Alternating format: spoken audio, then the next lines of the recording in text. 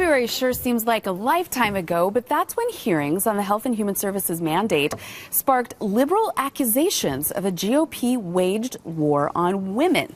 Well, we've been living in a political combat zone ever since, which ultimately culminated in the Obama campaign encouraging women to vote with their lady parts. Ew.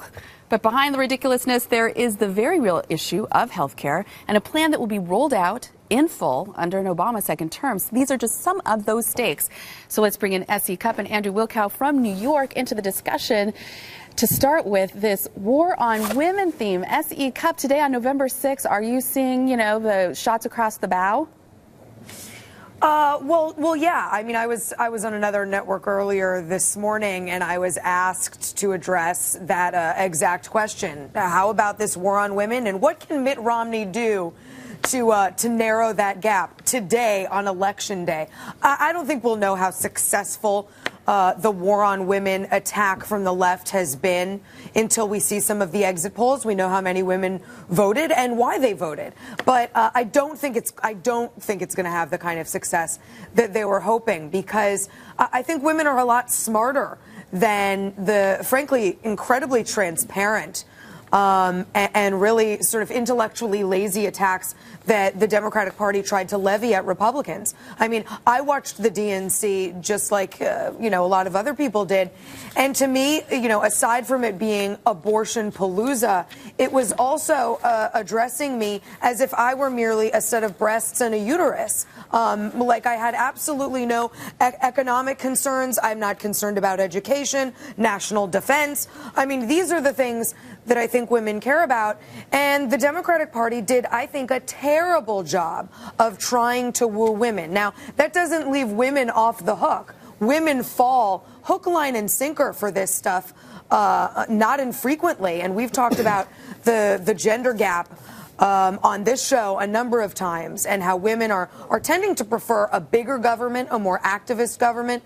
So women do fall for this kind of rhetoric, but I don't think it's going to have the kind of success they were hoping for. So, Andrew Wilkow, of course, I know you're an expert on voting with your lady parts. We actually have the graphic if you need it. If you need to remind people, we actually have the graphic. Of the grossness of this pitch that came from the Obama-Biden campaign official Tumblr site. It was then pulled down after there was a lot of backlash against all of that. The creepiness of male politicians telling female voters to vote with their lady parts. Very strange. But Andrew, I want to ask you about this, that the Democratic Party, it seems, is making this pitch as if the women's vote is monolithic, when in fact we know that there's a marriage gap. That single women, yes, they vote overwhelmingly for Democrats typically, but married women vote for Republicans. So has the Obama campaign sort of overlooked this very central fact to the way that women vote?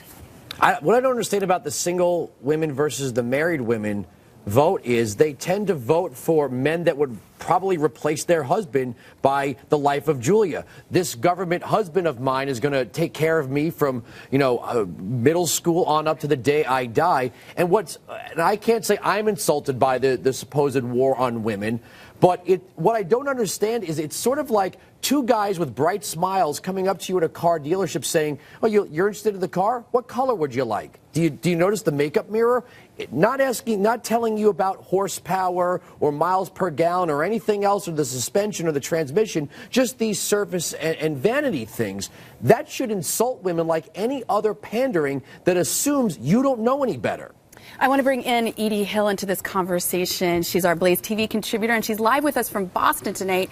Edie, we're talking about this war on women that the Obama campaign claims Republicans are waging. Yeah. You're up in Boston. What are folks telling you up there? Are they sensing that the GOP is at war with women? Listen, it's the same regardless of where you go in the country.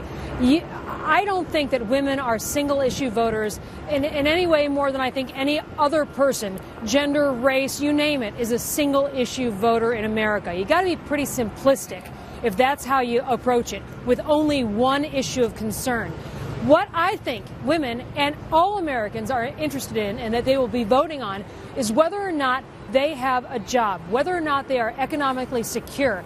And you know what I think the war is? The war is forcing women and men into low-paying part-time jobs. taking a look at an unemployment number that is falsely low because you're only bringing in low-paying part-time jobs. And that, to me, is much more of a concern than body parts that I frankly don't feel comfortable talking about on TV or most anywhere else. Right. Apparently, Lena Dunham, the creator of Girls, she, had a video where she felt very comfortable comparing voting for President Obama to her, quote, first time. I think that pitch actually really flopped. I don't think it really went very far.